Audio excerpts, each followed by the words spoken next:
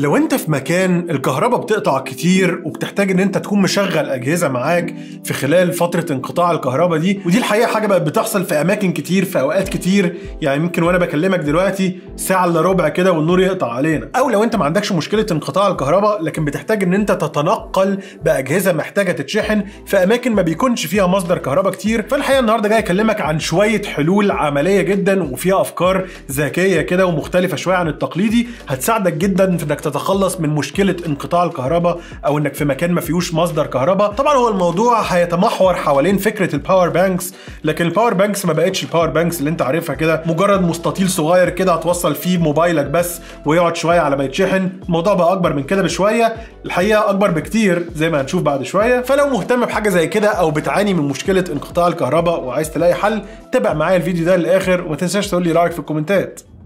يلا بينا.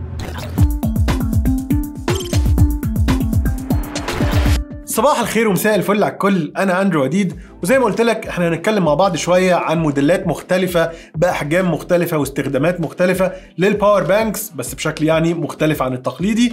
لكن انت هتلاقيه بتكلم عن اكتر من براند، او يعني هما اتنين اساسيين، هما انكر واورايمو. والحقيقه ان الفيديو ده مش اعلان عن اي منتج من المنتجات دي، يعني انا بستخدم المنتجات دي فعليا وانا شايف ان تجربتي معاها بالشكل اللي هوريهولك ده ويمكن تنفعك، فبتكلم معاك عنها. لكن هو مش اعلان وهم ما عندهمش اي فكره عن الفيديو ده قبل ما ينزل، فدي حاجه حبيت بس اقول لك عليها كده وبعد كده نخش في الفيديو على طول. بس قبل ما نخش في الفيديو ما تنساش تعمل لايك للفيديو وتشترك في القناه لو لسه ما اشتركتش، وتدوس على زرار الجرس عشان ما يفوتكش اي فيديو اول ما بينزل على طول. طيب لو ابتدينا مع بعض في الكلام على مصادر الطاقه من اول الحاجات الصغيره قوي لغايه الحاجات الكبيره، فاول حاجه هتلاقيها قدامك في السوق هو باور بانك صغير جدا زي ده. لكن الحقيقه مش هو ده اللي انا جاي اتكلم معاك عنه النهارده.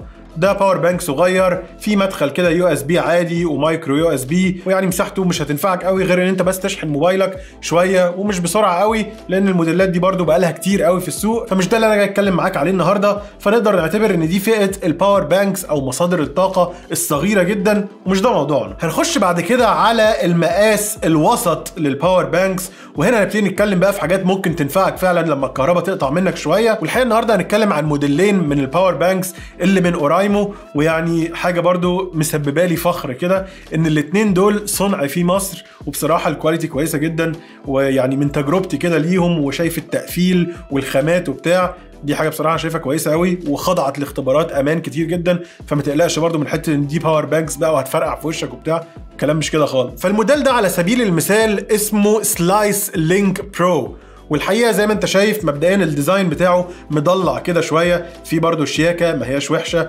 ومكتوب هنا اورايمو باللامع كده شويه. ولو بصيت من الجنب هتلاقي مجموعه من المداخل اللي هتنفعك انك تشحن بقى موبايل وتابلت، وممكن حاجه كمان لو عايز. انت عندك مدخل يو اس بي عادي ومدخل يو اس بي تايب سي ومدخل مايكرو يو اس بي اللي هو انقرض شويه، لكن يعني في ناس لسه بتستخدمه في بعض الاجهزه. ومن الجنب هنا في الزرار اللي لو دوست عليه كده هتلاقيه ابتدى ينور لك اللمبات اللي هنا اللي بتقول لك الشحن بتاع الباور بانك فاضل فيه قد ايه. وبمناسبه شحن الباور بانك، فسعه الباور بانك ده 10000 ملي امبير، لا ما هياش يعني حاجه صغيره، لكن هتنفعك انك تشحن الموبايل بتاعك مرتين على الاقل، او تشحن تليفونين في نفس الوقت لو انت مضطر تعمل حاجه كده في وقت انقطاع الكهرباء اللي بيكون ساعه او ساعتين.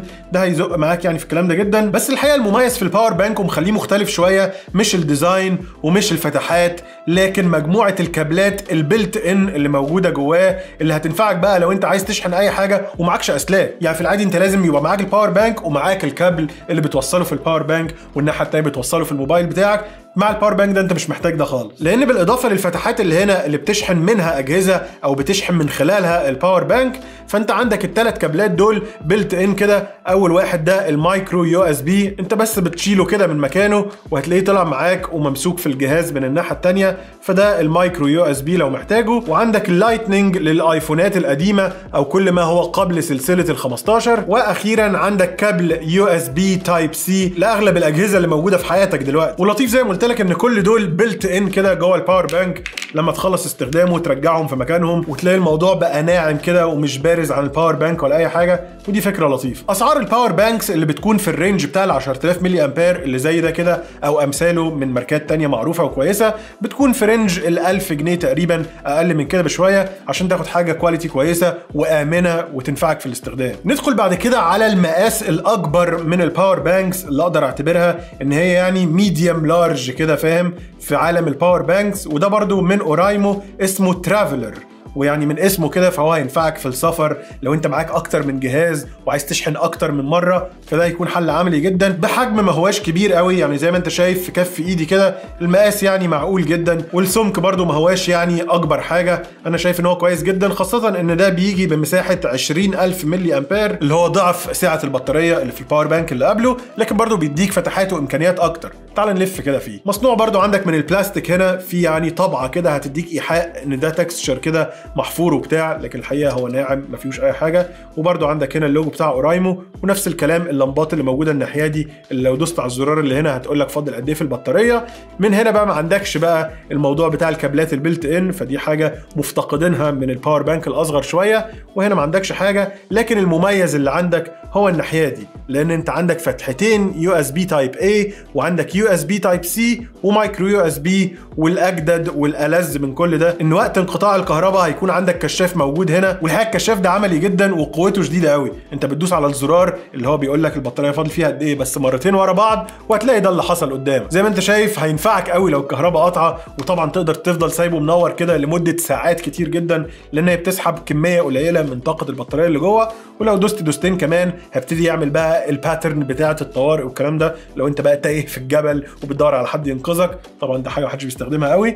ولو دوست مرتين كمان هيطفي الكشاف ويرجع باور بانك طبيعي جدا للاستخدام العادي. المميز بقى كمان في الباور بانك ده واللي قبله ال 10000 ملي امبير وال 20000 ملي امبير هي سرعه الشحن، لان الاثنين دول بيقدروا يشحنوا لغايه سرعه 22.5 واط، وده يعتبر شحن سريع لاجهزه كتير جدا عندك. انت لو عندك ايفون مثلا فيقدر يشحنه باقصى سرعه هو يقدر يستوعبها لما تيجي توصله، فدي حاجه كويسه. وبرده الاجهزه الثانيه الاندرويد او الايبادز او كده هتحس ان هو شاحن سريع معاك مش بطيء زي ما في باور بانكس كتير كده تيجي توصلها تلاقيه بقى بياخد وقته جدا في الشحن غير لما توصله في الكهرباء العاديه. لكن في حاله الباور بانكس دي لا، انت بتاخد شحن سريع وبتاخد سعه مش وحشه خالص، فممكن تنفعك قوي وقت انقطاع الكهرباء. لكن اللي هينفعك اكتر بقى وينفع كل افراد البيت معاك هو الاختراع الثالث اللي هقول لك عنه. بس قبل ما اقول لك عن الاختراع الثالث، فالاسعار بتاعه الباور بانكس اللي في الساعه دي بالامكانيات دي 20000 ملي امبير بيكون في رينج ال 1500 جنيه مثلا، فهو يعني يعتبر مره ونص سعر الباور بانك الاصغر شويه، ودي حاجه منطقيه. لكن طبعا زي ما قلت لك الاسعار بتختلف على حسب ايه البراند وايه المواصفات والكلام ده كله، لكن احنا بنتكلم في الرينج ده.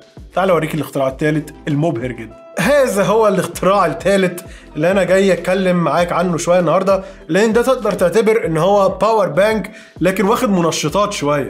يعني هو باور بانك وبطاريه محموله وكل حاجه، لكن انت تقدر تعتبره محطه كهرباء صغيره كده متنقله تشحن بيها كذا جهاز وتوصل فيشه كهرباء لاجهزه عندك في البيت عادي جدا، وتفضل شغاله معاك لمده ساعات كتير قوي. وبصراحه انا بستخدمه بقالي فتره ومش قادر اقول لك هو مفيد وعملي قد ايه. الاختراع ده هو الانكر 521 باور ستيشن، وده زي ما قلت لك تقدر تعتبره باور بانك بس يعني واخد منشطات شويه. فهو وزنه مش قليل، هو تقريبا 4 كيلو وشويه، بس معقول تقدر تتنقل بيه عادي جدا. لكن السعه بتاعته او يعني مساحه البطاريه اللي فيه 256 وات اور، وهنا ابتدينا نحسب بوحدات غير الملي امبير، لان ده هيقدر يقول لك بيشغل اجهزه قد ايه، بتستهلك طاقه قد ايه، لمده قد ايه. يعني بقينا بنتكلم في ميني جنريتور او مولد كهرباء صغير شويه بيتشحن. لو لفينا لفه في الهاردوير هتلاقي اول حاجه الهاندل من فوق اللي انت بتشيله منها كده، وبعد كده لو بصيت من هنا هتلاقي عندك مجموعه من فتحات اليو اس بي، 2 يو اس بي تايب A وواحده تايب C. كنت اتمنى يبقوا العكس، لان بيتهيألي اليو اس بي تايب C مستخدم اكتر دلوقتي من اليو اس بي تايب A، لكن تمام عندك 2 A وواحده C وكلهم بيشحنوا بسرعه. وعندك هنا مدخل ولاعه اللي هو زي اللي في العربيه كده، لو عايز توصل اي حاجه تقدر توصلها برده على الكار سوكت ده. والناحيه الثانيه عندك فيشه 220 فولت زي اللي في البيت عادي جدا، ممكن توصل عليها مروحه، اباجوره كبيره، كمبيوتر، اللي انت عايزه طول ما هو بيستهلك 200 واط او اقل. يعني مش هينفع توصل مكنه قهوه او كاتل او سخان او دفايه او الحاجات اللي بتسحب يعني كهرباء كتير. عندك تحت الفيشه الزرار اللي لما تدوس عليه هتشغل الفيشه، هيطلع لك هنا انديكيشن ان هي اشتغلت او مقفوله. وجنبها عندك الباور سيفنج تقدر تشغله، فهينور لك هنا علامه الباور سيفنج. ده معناه ان هو لما يخلص شحن الحاجه اللي متوصله هنا هيفصل على طول، مش هيفضل يدي طاقه خلاص. وعندك هنا الزرار اللي بيشغل الكار سوكت اللي هنا، وهتلاقيها برده نورت هنا علامه بتقول لك ان هي شغاله او مقفوله. وبعد كده عندك البار الابيض ده عباره عن اضاءه، لو دوست هنا هتلاقيها نورت، والحقيقه بتنور نور مش ضعيف خالص، وبينفعك جدا لو الكهرباء قاطعه والدنيا ضلمه شويه، بالاضافه لانك ممكن توصل اباجوره في الفيشه زي ما قلت لك، وساعتها مش هتحس اصلا ان الكهرباء قاطعه. واللطيف بقى ان انت لما بتشغل حاجه مثلا زي الكهرباء دي وتوصل حاجات على اليو اس بي وتوصل فيشه كهرباء هنا، بيقول لك بالظبط هو اوت قد ايه، طالع دلوقتي 2 واط اللي هي بتاعه الاضاءه بس عشان ما فيش حاجه تاني. فدايما هيكون بيقول لك كل السيت اب اللي واصل دلوقتي على الجهاز يقدر يشتغل معاك لمده زمنيه قد ايه. كل ما تزود الحمل كل ما المده هتقل شويه، لكن هتبقى عارف انت رايح فين وجاي منين والدنيا هتخلص منك في وقت قد ايه، ودي حاجه حلوه قوي. وطبعا ده بالاضافه لانه بيقول لك فاضل قد ايه في البطاريه نفسها، انديكيشن هنا ونسبه مئويه هنا، والشاشه يعني بتبين لك كلام كتير قوي هتنفعك وانت بتوصل حاجات تشحنها، او لو انت بتشحنه هو شخصيا. وبمناسبه شحن هو شخصيا، تعال اقول لك بيتشحن ازاي وبياخد وقت قد ايه. لو بصيت على الجهاز من الظهر هنا هتلاقي فيه فتحه وحيده موجوده هنا دي سي ان، عشان هنا انت بتوصل الادابتر اللي جاي معاه، وده ادابتر بفيشه عاديه، والناحيه الثانيه شكله بيكون عامل كده. فساعتها لو وصلته في ظهر الجهاز بتاعك من هنا والناحيه الثانيه حطيناها في الفيشه، هتلاقي على طول علامه البطاريه قاعده بتتملي زي ما انت شايف، وبيقول لك ان الان دلوقتي 62 واط وفاضل له علشان يتشحن 2 من 10 ساعه ويوصل ل 100%.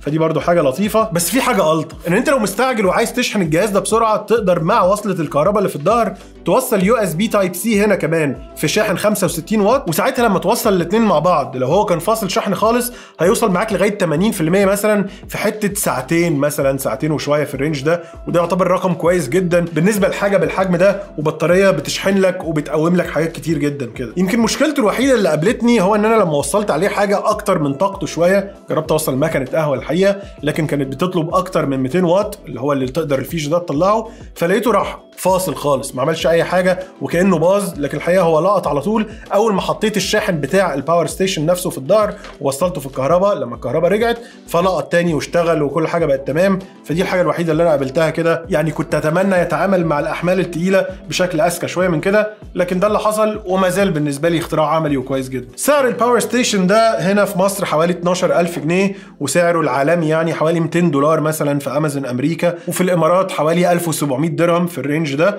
فيعني دي اسعاره بتتراوح كده في الحته دي، سواء هو او امثاله برضو من البراندات التانية. زي ما بقول لك المره دي مش بتكلم على موديلات بعينها على قد ما انا بتكلم عن المبادئ. وبمناسبه المبادئ، فبرضو تقدر تلاقي فئه ما بين الباور ستيشنز الكبيره والباور بانكس اللي هي 20000 ملي امبير مثلا، في حاجات بتبقى اكتر من كده بسرعات اعلى من كده، وممكن نتكلم عنها قريب. لكن دي فئات اساسيه هتحتار انك تختار ايه فيها لما تيجي تدور على حاجه فعلا تنفعك في موضوع قطع الكهرباء والكلام ده. وانا شخصيا ارجح الاختيار الثالث اللي هو يقدر بقى يقوم لك كذا حاجه كذا مره في نفس الوقت وفاش كهرباء وبتاع.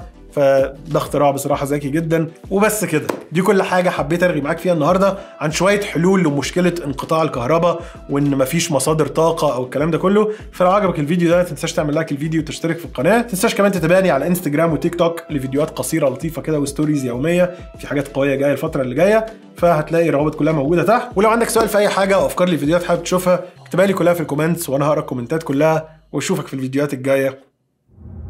سلام.